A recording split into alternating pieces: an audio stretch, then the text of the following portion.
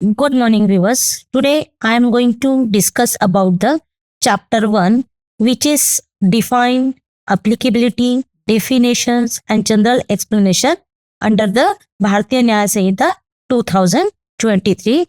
So, all concepts are given under section 1 to section 3 of the BNS. So, first, I would like to share about the applicability of Bharatiya Nyaya Samhita 2023. So, section 1 subclause 1 say that this act may be called the Bharatiya Nyaya Samhita 2023. It shall come into force on a such date as the central government may, by notification in the official gazette, appoint, and different dates may be appointed for different provision of this Samhita. It means that on 1st July 2024, central government has been notified, and from 1st July 2024, our Bharatiya Nyaya Samhita 2023 is applicable to all over the India. But as we earlier discussed, section 106 clause 2 is still not applicable in India. But section 1 clause 3 says that every person shall be liable to punishment under this Samhita and not otherwise for every act or omission contrary to the provisions thereof, which shall he be guilty within India. It means that those persons who commit the offense, and if that offense, the provision or the definition of that offense is given under the Bharatiya Nyaya Samhita, that person is liable for the every act or omission within committed the India. Means that person is liable for the punishment which is provided under the Samhita. Then section 1 clause 3 outlines the scope and applicability of BNS, making it clear where and to whom the law applies. It specifies that BNS is applicable throughout the territory of India, ensuring uniformity in the enforcement of the criminal law across all states and union territory. You know very well, our India shall be a state union. Our India shall be a that is called the union territory, and our India comprise the total 28 states. So, and Bharatiya Nyaya Samhita enact and enforced by the central government. It's a central law, so it's applied to the throughout the territory of India, including the state of Jammu and Kashmir also. This section is crucial as it provides the legal boundaries within which the Samhita operates, ensuring that there is no ambiguity regarding its jurisdiction. It means that Bharatiya Nyaya Samhita having the power to provide the punishment those persons who commit the offense within the territory of the India. Then section 1 clause 4 says that any person liable by any law for the time being in force in India to be tried for an offense committed beyond India shall be dealt with according to provision of this Samhita for any act committed beyond India in the similar manner as if such act had been committed within India. It means is that because we already discussed the section 1 clause 3, those person who commit the offense within the territory of India, that person is liable for the punishment, just like as our Bharatiya Nyaya Samhita having the extraterritorial jurisdiction also. It means those person who commit the crime beyond the territory of India, and if that person is the citizen of India, that person is liable for the punishment as per the Bharatiya Nyaya Samhita. Then section 1 clause 5 says that the provision of this Samhita apply also to offense committed by any citizen of India in any place without and beyond India, any person on any ship or aircraft registered in India, wherever it may be, any person in any place without and beyond India committing offense targeting the computer resources located in India. It means that our territorial jurisdiction and extraterritorial jurisdiction, both jurisdiction having cover under the Bharatiya Nyaya Samhita. If suppose anyone try to commit the offense with the help of the technology, that person is also liable for the punishment which is given under the Bharatiya Nyaya Sanhita. Then when we discuss about the offense, so the word offense include every act committed outside India, which if committed in India would be punishable under this Sanhita. I would like to discuss this concept with the help of illustration. A who is a citizen of India commits a murder in any place without and beyond the India, he can be tried and convicted of the murder in any place in India in which he may be found. It means that suppose the person committed the murder beyond the territory of India, and if he found in the territory of India, he will be tried and convicted of murder as per the provision given under the Bharatiya Nyaya Sanhita. It means Bharatiya Nyaya Sanhita having the wide territorial jurisdiction. So these are the jurisdiction which is discussed under section 1, subclause 3, subclause 4 and subclause 5. Territorial, extraterritorial, admiralty as well as the personal. So this generally we are speaking that yes, BNS is applicable to all, but there are some exceptions. Section 2 clause subsection section 2 subsection 6 of BNS speaks about the jurisdiction of BNS does not extend to punishing mutiny and desertion of officers, soldiers, sailors or airmen employed in the service of Indian government as they are dealt in accordance with the provision of the Army Act 1950, Navy Act 1957 and the Indian Air Force Act 1950. Special laws, that is law dealing with the special subject, and the local laws which has been applied only in a particular part of the country. It means that these are the exception. If here the provisions of BNS has been silent, because for that just suppose for the that is called the military, then police, navy, for that they having the special law and they having the special provisions, special punishment under their respective laws. So for that purpose our BNS has been silent.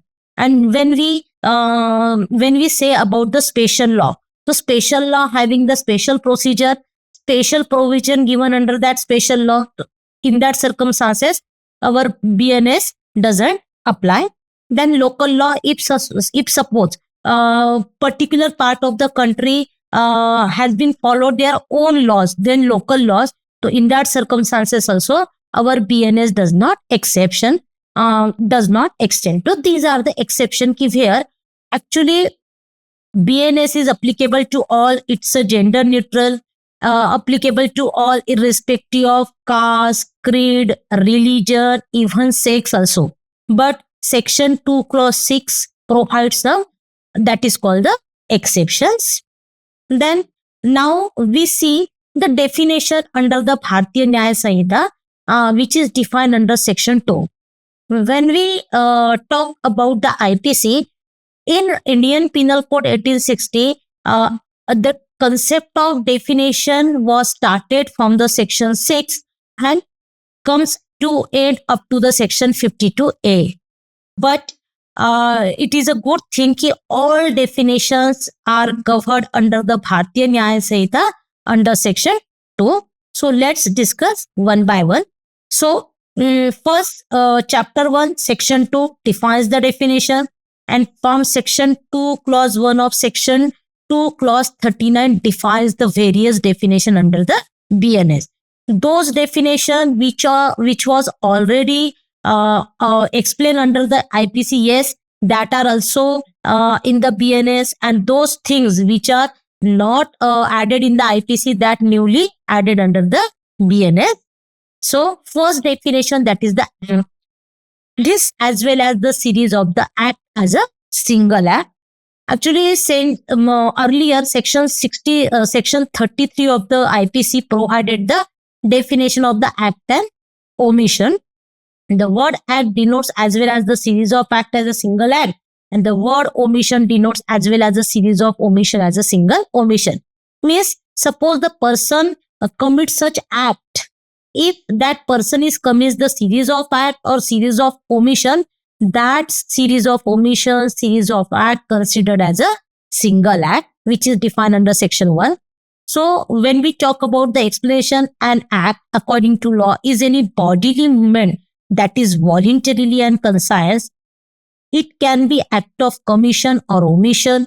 An act of commission is an act that is done by a person intentionally, while an act of omission is a failure to perform the legal duty that is required by the law.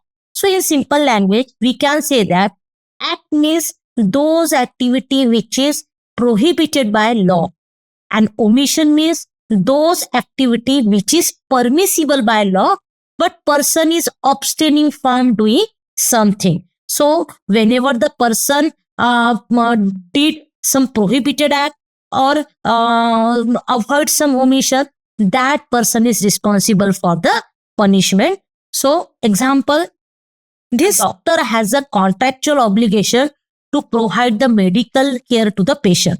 If doctor fails to do so, it can be considered as an act of omission, and doctor can be held criminal liable for the similar. You know very well, when the person becomes a doctor, he having the professional ethics. He provided the medical care to the patient. And if he failed as a doctor to provide the care of the patient, so that activity considered as a omission, because it is the activity which is permissible by law as a doctor. So those person who avoid such the activity which is permissible by law, that person is criminally liable for the similar. So this is the definition of the act. Then section 2 clause 2 provide the definition of animal. Animal means any living creature other than the human being. Means any living creature, dog, then cow, buffalo, these are the animal, and the human being is excluded from the definition of animal. Then section 2 clause 3 child, this is the newly added definition. In IPC there were no such type of definition. Child means any person below the age of 18 years. This definition shows that those persons who are below the 18 years of age, that is considered as a child. And one thing is more important, that child irrespective of the gender. It means that those, if suppose male or female who is the below the age of 18 years, that is considered as a child. Then section 2 clause 4 counterfeit. Person is said to be a counterfeit who causes one thing to resemble another thing, intending by means of that resemble to practice deception, or knowing it to be likely that deception will thereby practice. In simple language, we can say that those person who create some goods who is resemble to the actual goods, and he having knowledge that activity is deceive to another person, so that this says that a counterfeit. Explanation: it is not essential to counterfeiting that imitation should be exact, because you know very well original is a original, and when someone tries to resemble the goods which is similar to the exact goods, so it is not necessary that imitation should be exact. Then second explanation: when a person causes one thing to resemble another thing, and resemble is such that person might be deceived thereby, it shall be presumed until the contrary is proved that the person so causing the one thing to resemble the other thing intended by means of that resemble to practice deception, and knowing it to be likely deception would be thereby the practice. Earlier, same definition of the counterfeit has given under section 47 of the Indian Penal Code.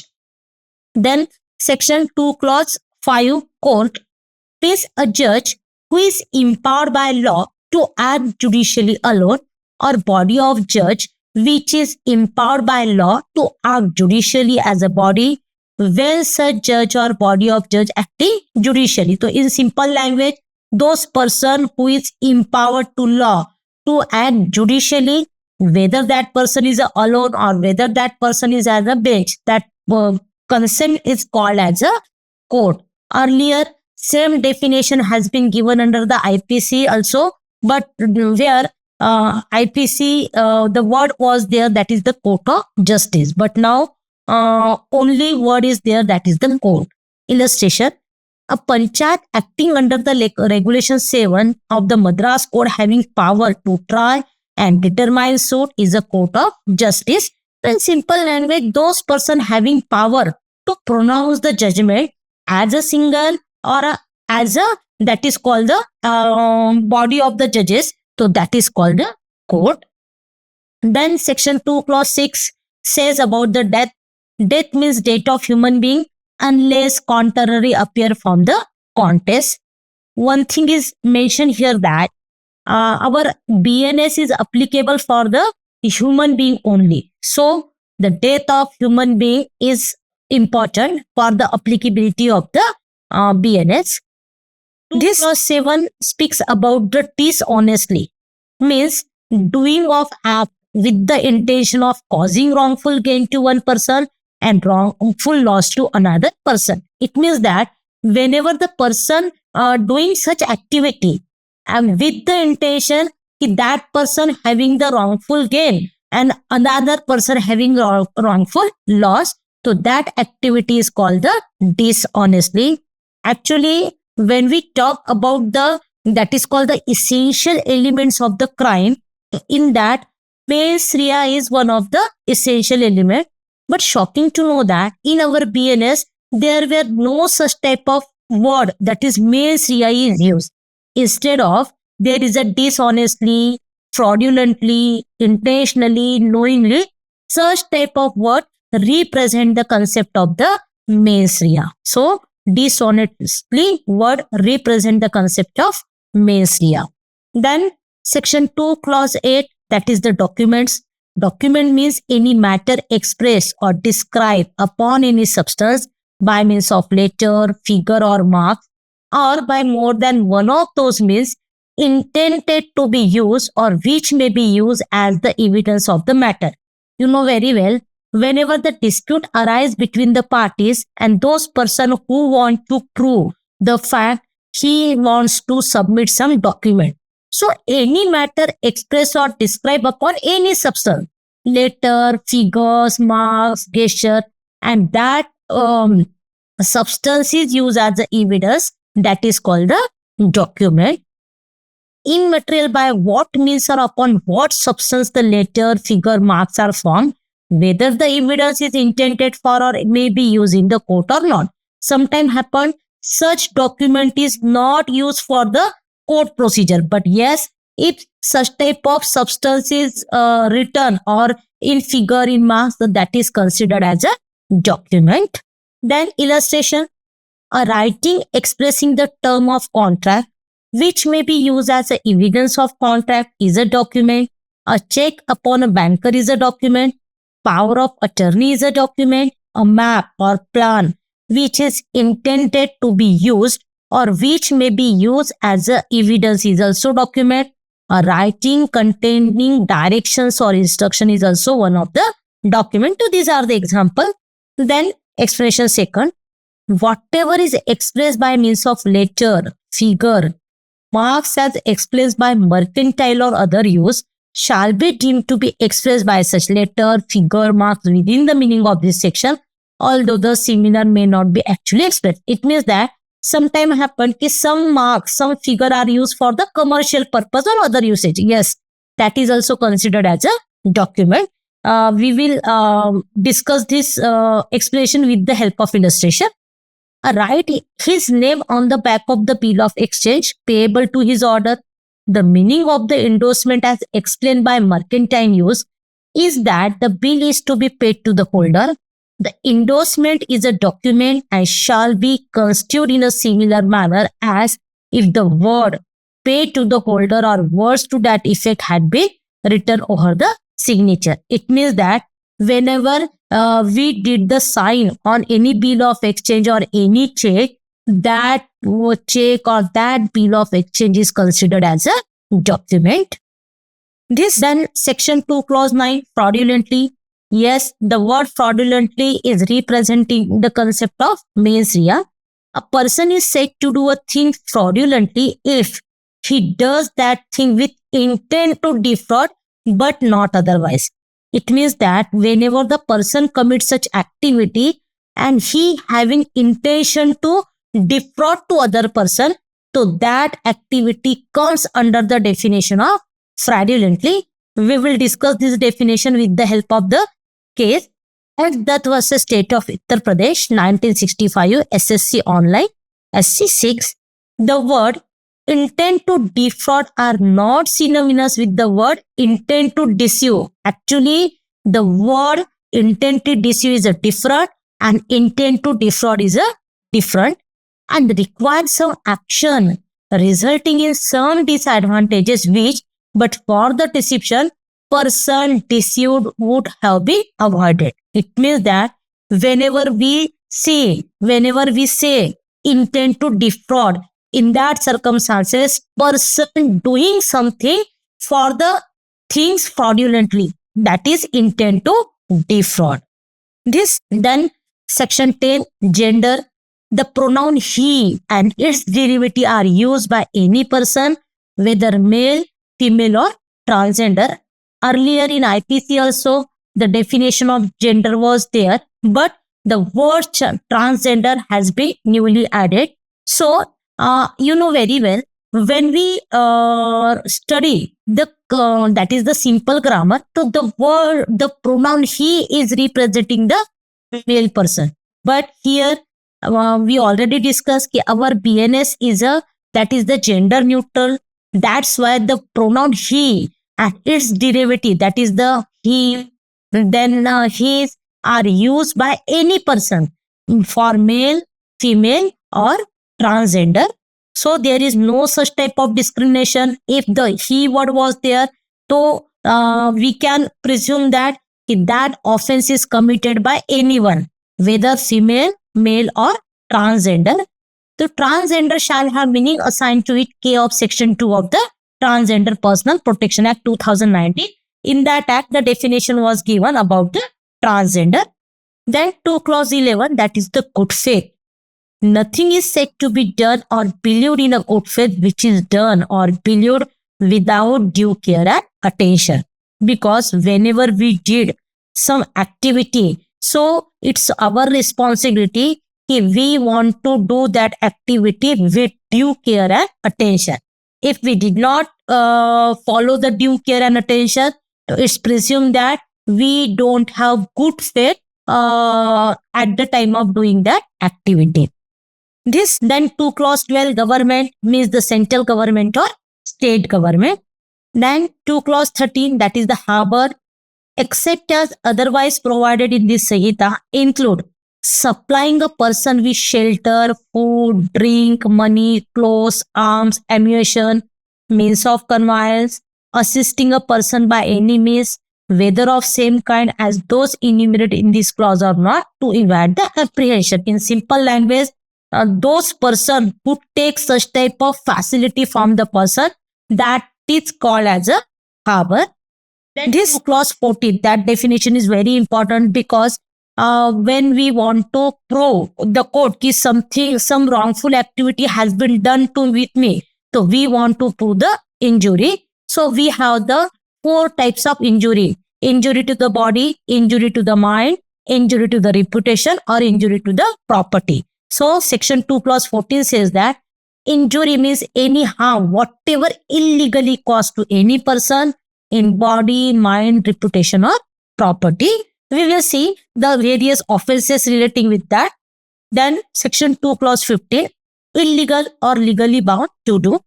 The word illegal is applicable to everything which is an offense or which is prohibited by law or which furnish ground for civil action and is person to said legally bound to do whatever it is illegal in him to omit. So in simple language, we can say that whenever the person commits such activity which is prohibited by law, of course there are 2 types of action, civil action as well as the criminal action. So whenever the person commits such activity not that we cannot say that activity is an offense. Maybe that activities come under the definition of wrongful activity. So that is called as a illegal, and that activity is a furnished ground of the civil action. Then section 2 clause 16 define the definition of judge. Who is a judge?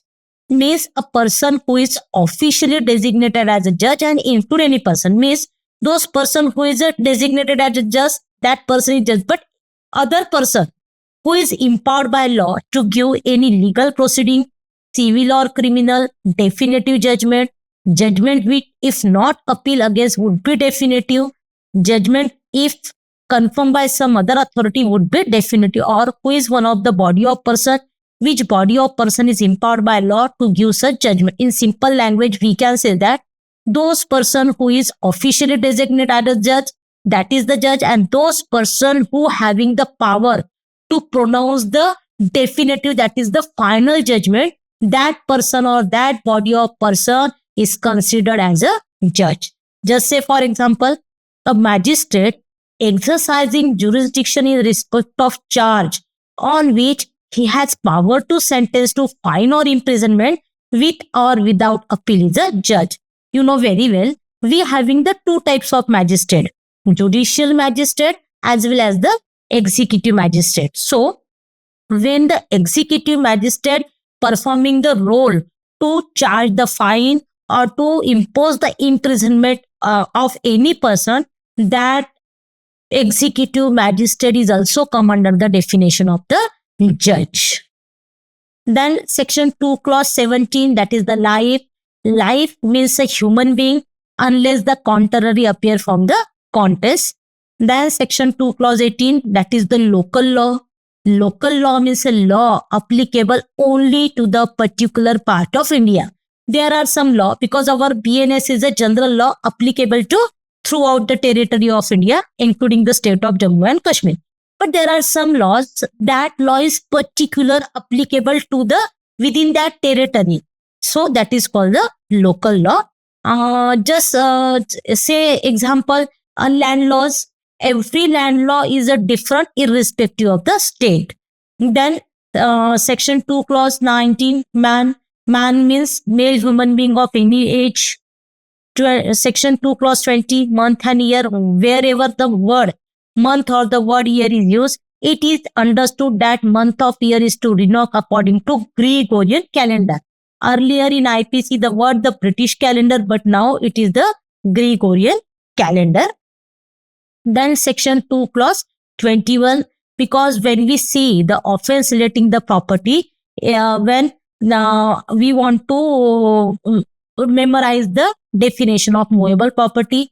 Movable property includes property of every description except land and things attached to the earth or permanently fastened to anything which is attached to the earth. It means that in simple language, we can say that property of every description, which property move from one place to another place. So here, this earlier every description word was not there, but now our definition has been widened. So if suppose anyone tried to steal our intellectual property, yes, that person is also liable for the punishment under the BNS, because our intellectual property, that is the copyright, trademark, design, that is also considered the movable property.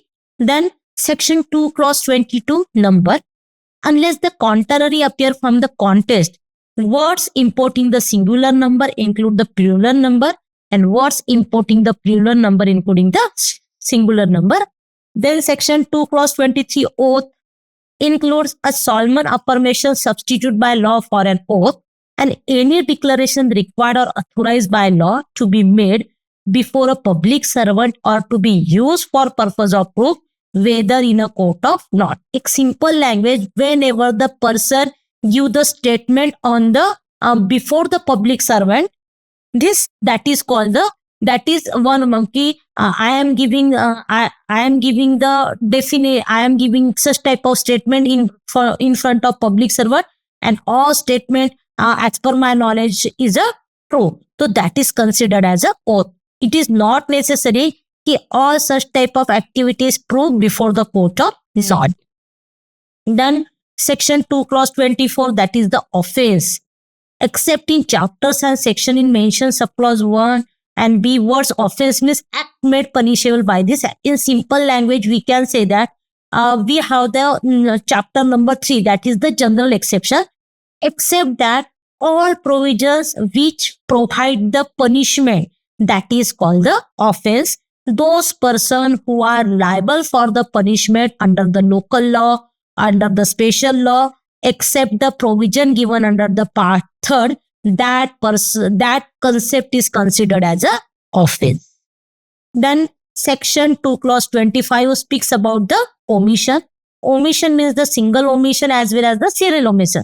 Not necessary कि person did the one activity, one omission. If that person is commit the series of omission, yes, that is designated as a single or series of omission. Then section 26 provide the definition of person. Person includes any company or association or body of person, whether incorporated or not. It's very important definition because nowadays, you know very well, some person, that is the vicarious, the concept of vicarious liability. There are so many things. That's why the in person definition, human being is also come under the, but rather than human being, any company, association, body or person is also included in that definition. You know very well there are two types of person, natural person and juristic person. All juristic person is also covered under the BNS. We will see with the example. Directors and other officers who could be charged with the affairs of the corporation of conduct of affairs declared criminally liable unless they can prove that offense was committed without their knowledge and they exercise all due diligence to prevent the commission of that offense.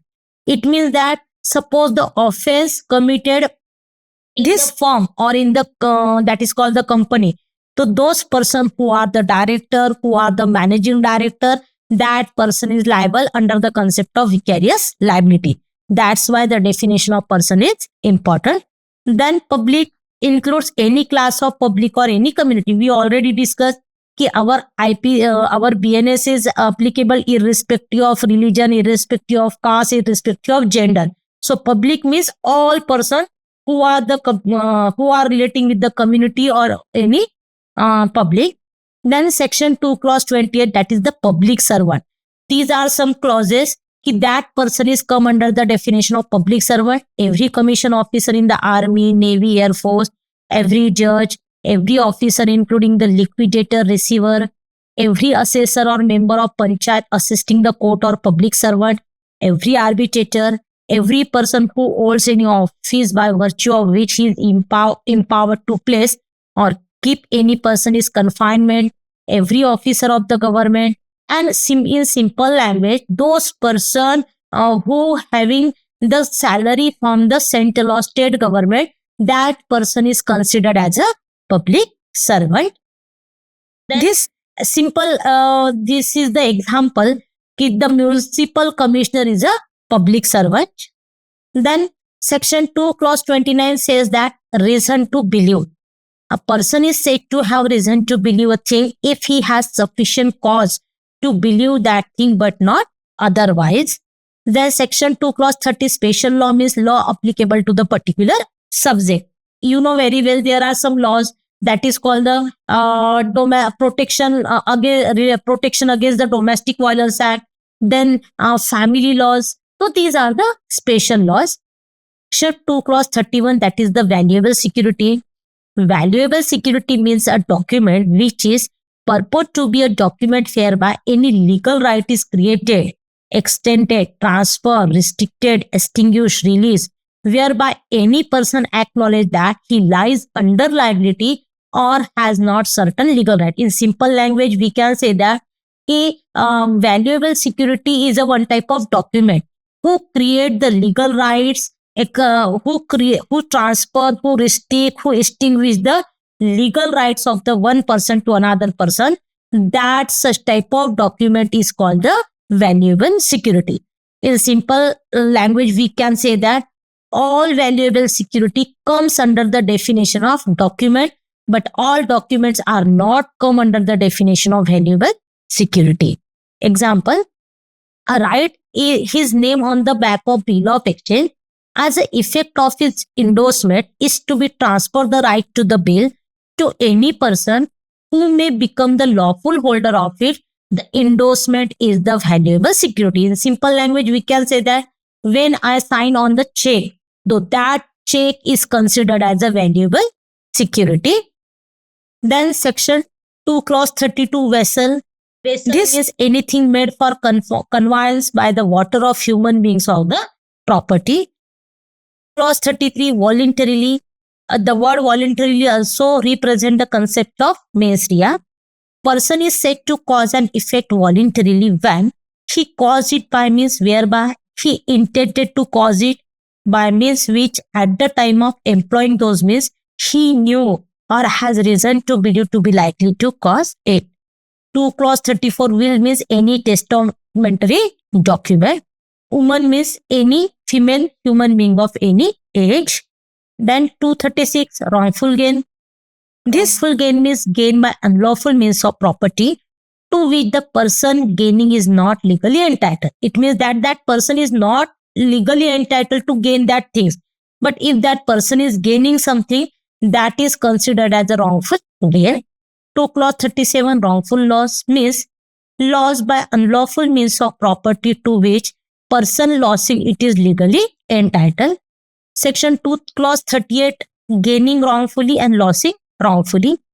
Person is said to gain wrongfully when such person retains wrongfully as well as when such person acquire wrongfully.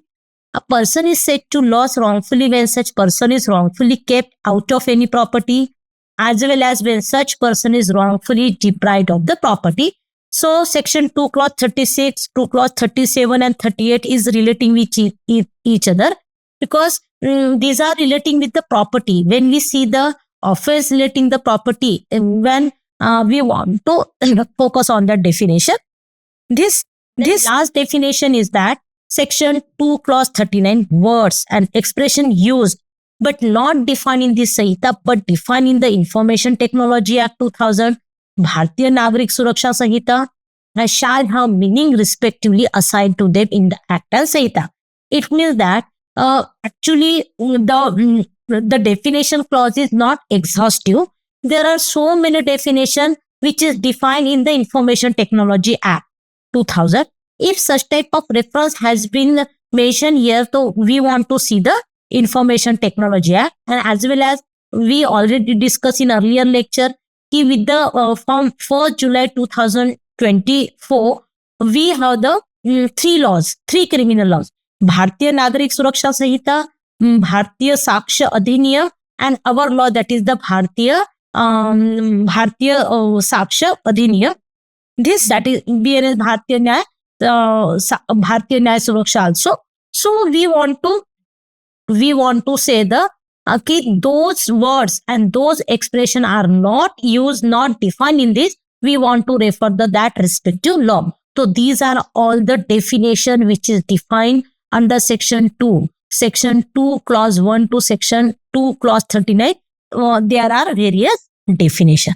Now we will see the section 3. Actually, section 3 of the BNS provides the general explanation in what circumstances our that is called the Sahita has been applicable. Clause 1.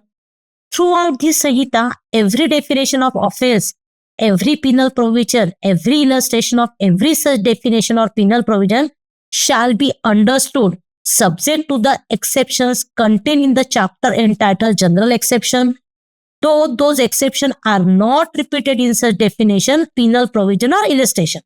So in simple language, we can say that we have the one chapter, that is the chapter 3rd, so who speaks about the general exception. So general exception means whenever the person commit the crimes, and these are some exceptions, just like as a insanity, then in intoxicant position, or so there are so many things.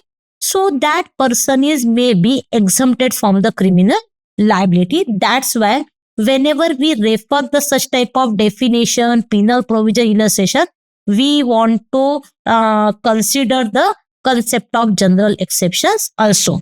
Though that general exceptions are not repeatedly given in throughout the BNS, but we want to refer that general exception.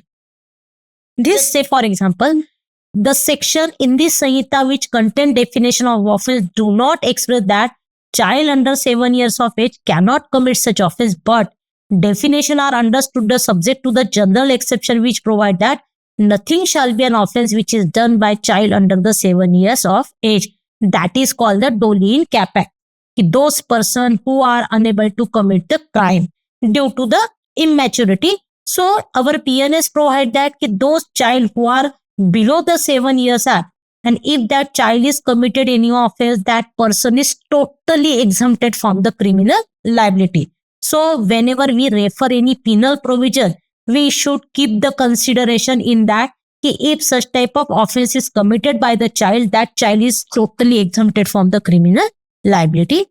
Then section 3 subclause 2, every expression which is explained in any part of the Sanhita is used, every part of the Sanhita in conformity with the explanation.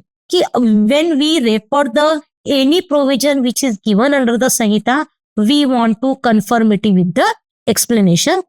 Then section 2 clause 3, when property is in the possession of person, spouse, clerk or servant on account of that person is in that person's possession within the meaning of the Sanhita. In simple language, when the any property which is the possession of the person's spouse, it means that husband or wife or clerk or servant, so it's presumed that that property is in the possession of that person. This person who appoint that clerk or that person who appoint that servant, a person employed temporarily or particular occasion in the capacity of clerk, servant is a clerk or servant. It is not necessary that person is appointed by the permanent manner. If that person is appointed temporarily or particular occasion, yes, that person is considered as a servant or a clerk. Then 3 clause 4,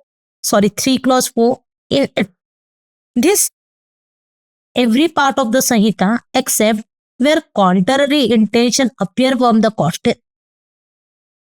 This every part of the Sanhita except where contrary intention appear from the context, where words refer to act done extend illegal omission. We already discussed the definition that every act or every omission is considered as a offense.